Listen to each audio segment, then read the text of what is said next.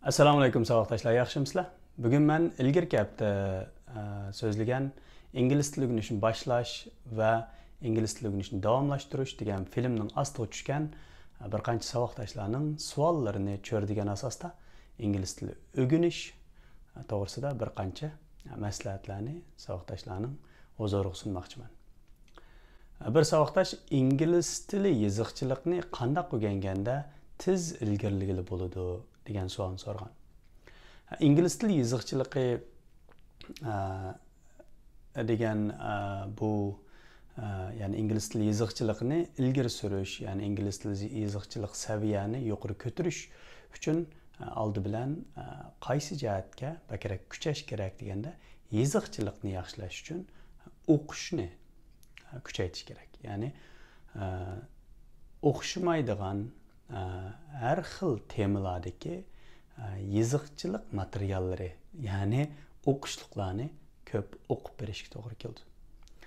Shu orqali o'zimiz yoqtiradigan yazıqçılık uslublarini biz bayqaymiz, topimiz, shundaqla shuningdan ulgu olamiz. Shu o'qishliqlardan ulgu ilib o'zimiz yozmoqchi bo'lgan, özümüz ifadələməkçi bolğan oy fikirlərini yaxşı ifadələşə yol açımız. Bunu xülaslaganda köp oquş, köp dairəlik oquş, köp xil məzmundakı materiallarını oqub beriş. Yəni oxuğan vaqtda məsələn qiziqish üçün oxuyumuz, öyrəniş üçün oxuyumuz, texnik qitirqinib yəni tekşiriş üçün oxuyumuz.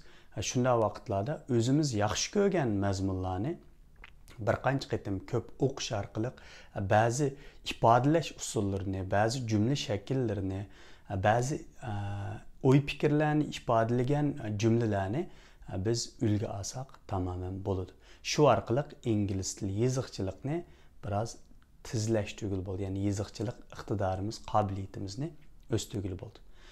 Endi buningki yana boshqa usullarim bor albatta. Shunda qilish bilan birga, yani ma'lum bir temadagi yoziqchilikni yuqori ko'tarmoqchi bo'lsak, masalan, shaxsiy tarjimalimizni yozmoqchimi va yoki xizmatdagi har xil bizga zarur bo'lgan xizmatimizdagi hojitimizdan chiqadigan yoziqchilik bilan shug'ullanmoqchimi? Agar bundaq ma'lum bir temani ko'radigan yoziqchilik bo'lsa, biz shundaq temalardagi yoziqchilikni yaxshilaydigan yoki yuqori ko'taradigan darslik materiallarni o'rganish orqali o'zimiz yetmoqchi bo'lgan nishonga tezroq yetalaymiz. Bu mening yoziqchilik ustida so'zlaydigan nuqtam.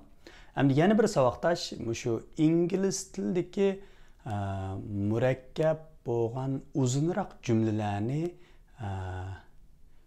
unumli tarjima qilish, yaxshi tarjima qilish va shundaqla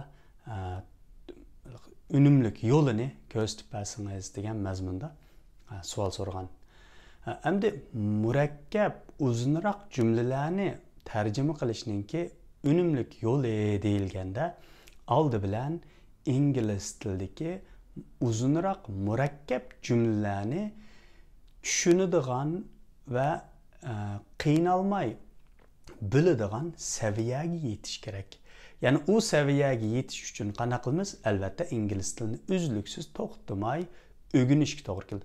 Agar bizning ingliz tilidagi shundoq uzunroq murakkab bo'lgan jumlalarni tushunish iqtidorimiz, yani ingliz tilini bilish iqtidorimiz qanchaki yuqori bo'lgan sari uni boshqa tillarga yoki o'zimiz biladigan o'zimizning ona tilimizga, masalan Uyg'ur tiliga tarjima qilish shunchaki osonlashadi. Demakchi bo'lganim, biz shu tarjima qilmoqchi bo'lgan tilni, ya'ni ingliz tilini uzun murakkab jumlalarini yaxshi tushunishimiz uchun oldi bilan qitirqinib, vaqt sarf qilib, yanıla uzluksiz o'rganishimiz kerak va shundaqla shu o'rganish jarayonida tarjima qilinmoqchi bo'lgan til, ya'ni agar Uyg'ur tiliga tarjima qilmoqchi bo'lsak, albatta Uyg'ur tilida to'xtab qolmay, uzluksiz so'zlik va jumla qurilmalarini qitirqinib o'rganishga to'g'ri keldi. Kitoblarni o'qish orqali va yuqori mazmundagi mazmunli materiallarni o'rganish orqali ikkili tildagi saviyamizni yuqori ko'targan sari bizning tarjima qilish iqtidorimiz shuncha yuqori ko'tarildi.